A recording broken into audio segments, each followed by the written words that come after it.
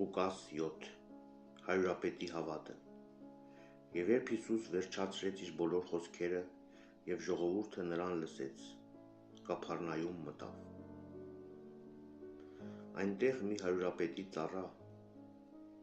որ շատ սիրելի էր նրա համար, ծանր հիվանդացել էր և մեռնելու մոտ էր։ Երբ լսեց Հիսուսի մասին, հրեաներից ավագներին ուղարկեց, որ աղաչեն նրան, որպեսզի գա և բժշկի իր ծառային։ Եվ նրանք Հիսուսի մոտ գալով թախանձագին աղաչում էին նրան և ասում. «Արժանի է նա, որին այս շնորհը պիտի անես, որովհետև նա սիրում է մեր ազգը և ժողովարանը նա շինեց մեզ համար»։ Հիսուս գնաց նրանց հետ, երբ տնից շատ հեռու չէր, հարյուրապետը նրա մոտ բարեկամներ ուղարկեց ասելով. «Տեր, նեղություն մի կրիր, որովհետև արժանի չեմ, որ իմ հարկի տակ մտնես, դրա համար էլ ինձ արժանի չհամարեցի քեզ մոտ գալու, այլ խոսքով ասա, և իմ ծառան կբժշկվի, որովհետև ինքս էլ իշխանության ենթակա մարդ եմ, իմ ձեռքի տակ զինվորներ ունեմ, սրան ասում եմ գնա և գնում է, իսկ մյուսին թե արի և գալիս է, և իմ ծառային թե արա այս բանը և նա անում է»։ Եվ երբ Հիսուս այս լսեց, զարմացավ, դարձավ ժողովրդին, որ հետևում էր իրեն, և ասաց. «Ճշմարիտ եմ ասում ձեզ, որ Իսրայելի մեջ անգամ այսչափ հավատ չկա»։ Պատգամավորները տուն վերադարձան և հիվանդ ծառային գտան բժշկված։ Այրի կնոջ որդու հարությունը։ Հետևյալ օրը Հիսուս գնում էր մի քաղաք, որ Նային էր կոչվում։ Նրա հետ էին գնում նաև իր աշակերտները և բազում ժողովուրդ։ Երբ քաղաքի դարպասին մոտեցավ, ահա դուրս էր բերվում մի մեռել, միակ որդին իր մոր, որ մի այրի կին էր, և քաղաքից բազում ժողովուրդ նրա հետ էր։ Երբ տերը կնոջը տեսավ, խղճաց նրան և ասաց. «Մի լար»։ Մոտենալով դագաղին դիպավ։ Դագաղը տանողները կանգ առան, և նա ասաց. «Քեզ եմ ասում, ով պատանի, վեր կաց»։ Մեռելը վեր կացավ, նստեց և սկսեց խոսել։ Եվ Հիսուս նրան մորը տվեց, և ահա պատեց բոլորին։ Փառավորում էին Աստծուն և ասում. «Մի մեծ մարգարե է հայտնվել մեր մեջ, և Աստված այցելություն է տվել իր ժողովրդին բարությամբ»։ Եվ նրա մասին այս զրույցը տարածվեց ամբողջ Հրեաստանում և երկրի բոլոր կողմերում։ Հովհաննես Մկրտիչը։ Եվ Հովհաննեսին այս բոլորի մասին պատմեցին իր աշակերտները։ Եվ Հովհաննեսն իր աշակերտներից մի երկուսին իր մոտ կանչեց ու նրանց ուղարկեց Տիրոջ մոտ ասելու. «Դու ես, որ գալու էիր, թե ուրիշին սպասենք»։ Եվ այդ մարդիկ գալով նրա մոտ ասացին. «Հովհաննես Մկրտիչը մեզ ուղարկեց քեզ մոտ և ասում է. դու ես, որ գալու էիր, թե ուրիշին սպասենք»։ Եվ նույն ժամին նա շատերին բժշկեց հիվանդություններից, ցավերից, հարվածներից, չար ոգիներից ու բազմաթիվ կույրերի տեսողություն շնորհեց։ Նա պատասխանեց նրանց և ասաց. «Գնացեք, պատմեցեք Հովհաննեսին, ինչ որ դուք տեսաք և լսեցիք, որ կույրերը տեսնում են, քաղերը քայլում, բորոտները մաքրվում են, խուրերը լսում, մեռելները հարություն են առնում, աղքատները բարի լուրն են լսում, և երանի նրան,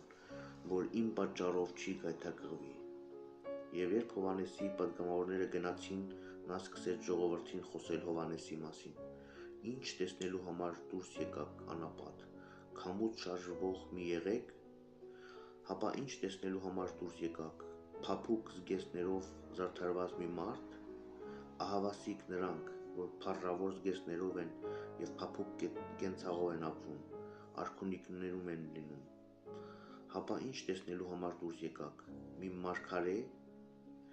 Այո, ասում եմ ձեզ, առավել քան մի մարգարե, որովհետև Հովհաննեսը նա է, որի մասին գրված է. «Ահա քո առաջից ուղարկում եմ իմ պատգամավորին, որպեսզի քո առաջ քո ճանապարհը պատրաստի»։ Ճշմարիտ եմ ասում ձեզ, կանանցից ծնվածների մեջ չկա ավելի մեծ մարգարե, քան Հովհաննեսը, բայց Աստծու արքայության մեջ ամենափոքրը ավելի մեծ է, քան թե նա։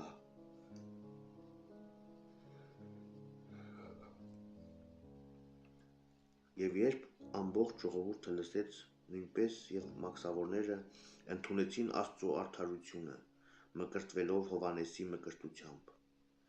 Իսկ փարիսեցիները եւ օրինականները իրենց հոգիներում Աստծո խորհուրդն անարգեցին նրանով, որ Հովհաննեսից չմկրտվեցին։ Արդ, ում նմանեցնեմ այս սերնդի մարդկանց, եւ ում են նման։ Նրանք նման են մանուկների, որոնք նստում են հրապարակներում, ձայն են տալիս միմյանց եւ ասում. Փող զարկեցինք ձեզ համար եւ չպարեցինք, ողբ ասացինք եւ դուք լաց չեղաք։ Եկավ Հովհաննես մկրտիչը, չէր ուտում եւ չէր խմում, եւ դուք ասացիք, նրա մեջ դև կա։ Եկավ մարդու որդին, ուտում է եւ խմում, եւ դուք ասում եք.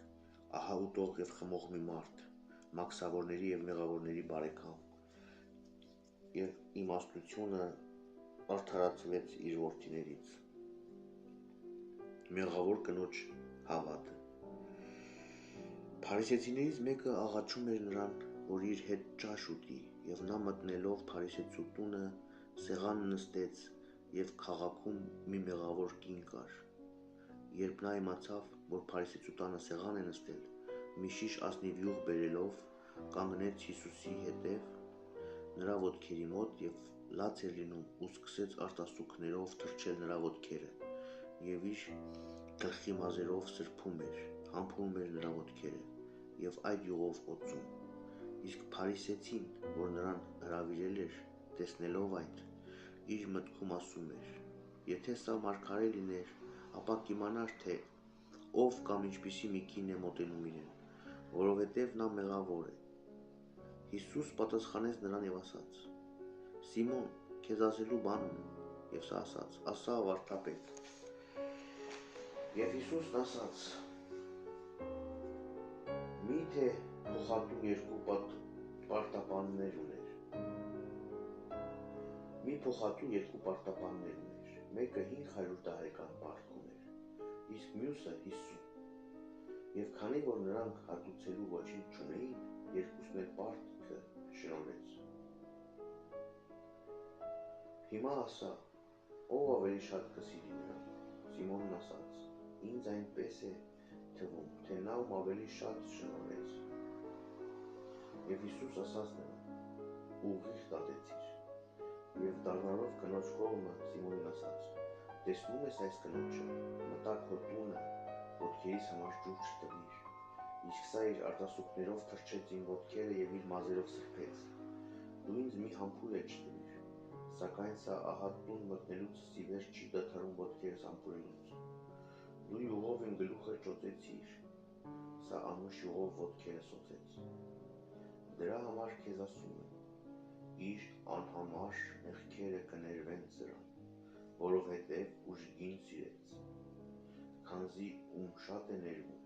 շատ է սիրում, եւ ում սակավ, սակավ։ Եվ ասաց այն կնոջը. քո մեղքերը քեզ ներված են։